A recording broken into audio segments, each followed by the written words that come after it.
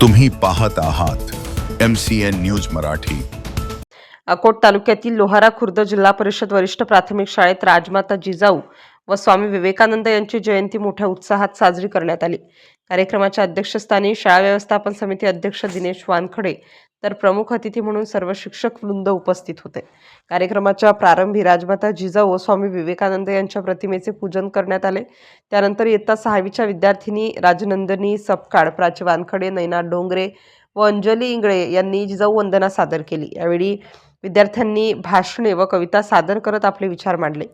यामध्ये सर्वेश म्हैसने, भाविक वाकडे, प्रेम गवई, संघर्ष सपकाळ, नैना डोंगरे, आरुषी वानखडे इत्यादी विद्यार्थ्यांनी राष्ट्रमाता जिजाऊ व स्वामी विवेकानंद यांच्या जीवन कार्याचा गौरव केला। जगातील स्फूर्तिदायी आदर्श मातृत्व म्हणजे स्वराज्य जननी राजमाता जिजाऊ असल्याचे प्रतिपादन मुख्याध्यापक नितीन धोरण यांनी केले। तर शिक्षिका रुपाली ढवळे यांनी स्वामी विवेकानंदांनी भारताची आध्यात्मिक ओळख जगासमोर मांडल्याचे सांगितले। यावेळी कार्यक्रमाचे अध्यक्ष दिनेश वानखडे, सोनाली निचळ, सोनाली उज्जैनकर यांनी शिवरायांच्या जडणघडणीत राजमाता जिजाऊ यांचे मोलाचे योगदान विशद केले।